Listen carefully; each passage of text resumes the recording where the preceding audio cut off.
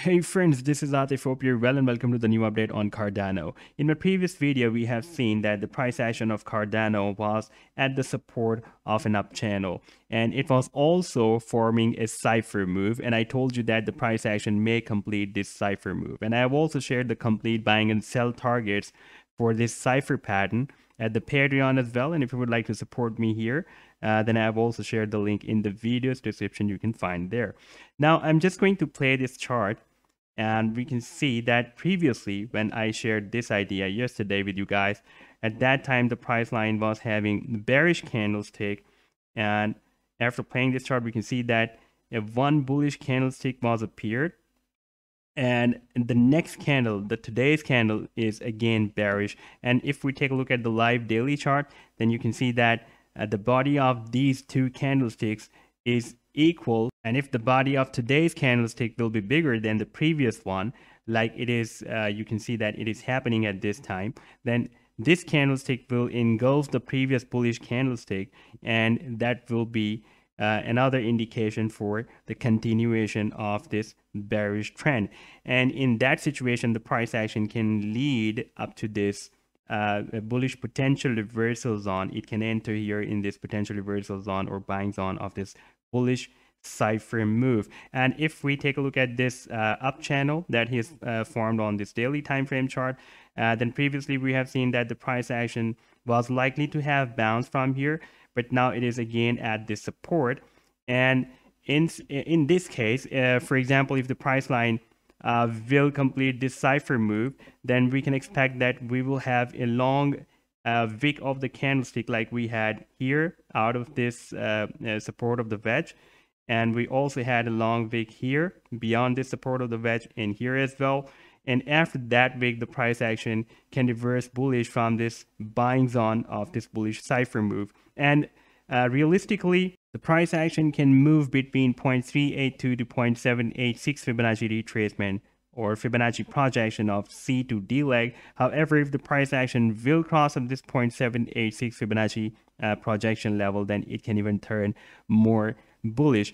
If we take a look at the different simple moving averages on the daily time frame chart, then previously the price action retested this 25 simple moving average after 22nd of Feb. And now the price line can retest this 25 simple moving again on this daily time frame chart. And if we take a look at the different support and resistance levels, like now we have this $1 support, and after that we have the 80-cent support. Then the price action may retest this $1 support and can even hit a spike beyond this $1 to complete this bullish cipher move that starts from approximately 97 cents and ends up to approximately at 84 cents. And after this spike, the price action can start the bullish reversal move from here after the completion of this bullish cipher move. Now, I would like to show you the different indicators. For example, here I have placed the MACD indicator, and you can see that the MACD is strong bearish. It has given the strong sell signals, and once it will be turned bullish, like it was here strong bearish, and then it turned weak bearish from strong bearish, the price action started the next rally to the upside after this signal. And if we place the stochastic here, then we can also see that the stochastic is moving down after visiting the overbought zone, and for the long time it is moving at the overbought zone.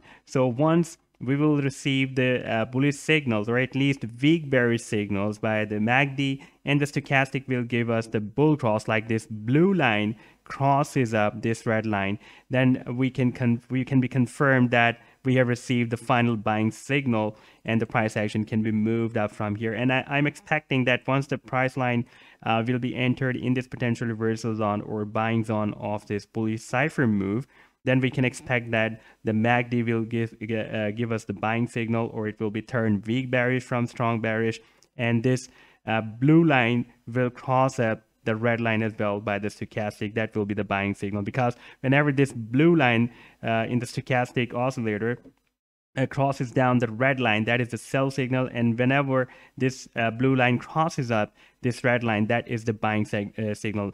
But we cannot depend only one indicator. We should use a combination of different other indicators as well. For example, if you have your own set of indicators, then you can use that, or simply you can use this, the combination of stochastic and the MACD. Once the stochastic and MACD together will give us the bullish or buying signal, then we can be confirmed that the price action will be turned bullish.